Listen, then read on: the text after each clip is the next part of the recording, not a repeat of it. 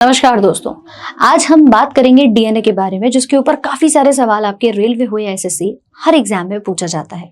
क्या है ये डीएनए? डीएनए का मतलब होता है डीऑक्सी राइबो न्यूक्लिक एसिड। ये एक प्रकार का आनुवांशिक सामग्री, जिसको हम कहते हैं जेनेटिक इन्फॉर्मेशन ले जाने वाला वाहक है। और आपका जो एक्चुअल हेरिडिटी मटेरियल होता है, यानी हमारे बॉडी में माता पिता के अंदर से जो गुण आते हैं, वो आखिर किसके माध्यम से आते हैं? वो डीएनए के माध्यम से आते हैं। आपने जरूर देखा होगा कि कुछ बच्चों की हाइट मम्मी जैसी है, तो कुछ की आवाज पापा जैसी है, तो कुछ अलग अलग फीचर्स आपको अपने माता पिता के साथ मिलते हुए नजर आते हैं। इनको लेकर के आने वाला हमारा डीएनए, और इस डीएनए के अंदर बैठे होते हैं कुछ जीन्स जो एक्चुअल फंक्शनल यूनिट के तौर पे काम करते हैं, यानी कार्यात्मक इकाई के तौर पर ये काम करते हैं।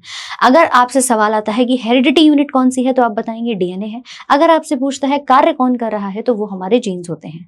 यही डीएनए नेगेटिव चार्ज लेकर के एक प्रॉपर धागे की तरह नजर आता है, और साथ में इसको रास्ते में मिलता है एक हिस्टोन नाम का प्रोटीन, जाकर के उसके साथ बंध जाता है, और बंधने के बाद इसमें बहुत सारे हिस्टोन्स आपस में जुड़ते हैं और ये एक कॉम्प्लेक्स स्ट्रक्चर को बनाते हैं, जिसके माध्यम से पहले न्यूक्लियोसोम बनता है, फिर आपके क्रोमैटिन फाइबर बनते हैं, देन उस स्ट्रक्चर को हम फाइनल एक क्रोमोसोम के नाम से जानते हैं। मानव के शरीर में लगभग 23 जोड़ी गुणसूत्र पाए जाते हैं, संख्या में 46 होते हैं, और यही हमारी बॉडी के अंदर कुछ सोमैटिक और आपके सेक्स डिटर्मिनेशन यानी लैंगिक जो आपके गुणसूत्र होते हैं, उनके माध्यम से देखे जाते हैं। आपको अगर पहचानना हो कि जिस बच्चे का जन्म होने वाला है वो लड़का है या लड़की है, वो भी आप हमारे एलोसोम्स, जिनको हम कहते हैं कि सेक्स क्रोमोसोम्स हैं, वो XX है या XY है, इसके माध्यम से पहचान सकते हैं। ये डीएनए ही आनुवांशिक सामग्री का वाहक है। सवाल आए कि डीएनए के अंदर क्या चीजें पाई जाती हैं, तो ध्यान रखिएगा कि डीएनए 3 अलग अलग भागों से मिलकर बना है। पहला, नाइट्रोजन का बेस, जो कि ऑलरेडी 4 प्रकार के होते हैं, एडेनिन, ग्वानिन, साइटोसिन और थाइमिन। दूसरा आता है हमारे पास शुगर। ये शुगर आपके पास डीएनए के अंदर डीऑक्सीराइबोस शुगर नाम से पाई जाती है।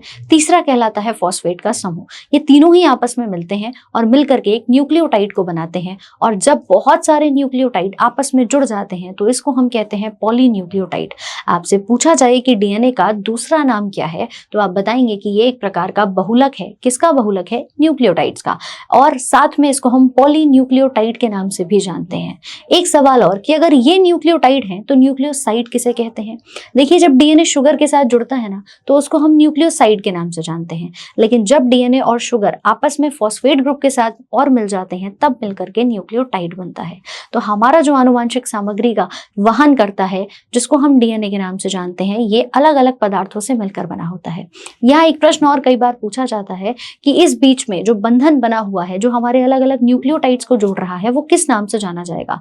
आप बताएंगे फॉस्फोडाइईस्टर लिंकेज के नाम से। ये वो बंधन है जो हमारे अलग अलग न्यूक्लियोटाइड्स को आपस में जोड़ करके रखता है।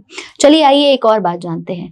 हमारे पास नाइट्रोजन के बहुत सारे बेसिस हैं। इनको हमने 2 भागों में बांटा, पहला प्यूरीन और दूसरा पाइरिमिडीन। प्यूरीन 2 प्रकार के होते हैं, जिसको आप ए और जी, एडेनिन और ग्वानिन के नाम से याद करेंगे, और पाइरिमिडीन भी 2 प्रकार के हैं, साइटोसिन और थाइमिन के नाम से, सी और टी। तो ए जी कहाँ है? प्यूरीन्स में, और पाइरिमिडीन्स में कौन है? सी और टी पाए जाते हैं। अब एक प्यूरीन एक पाइरिमिडीन के साथ बंधन बनाता है, और वो बंधन हाइड्रोजन बॉन्ड कहलाता है। एक एडेनिन थाइमिन के साथ डबल बॉन्ड के साथ रहता है, और साइटोसिन ग्वानिन के साथ ट्रिपल बॉन्ड के साथ यहाँ पर रहता है। ये इन्फॉर्मेशन आप सबके रेलवे के एग्जाम्स में, आपके आने वाले एसएससी के एग्जाम्स में बेहद महत्वपूर्ण है।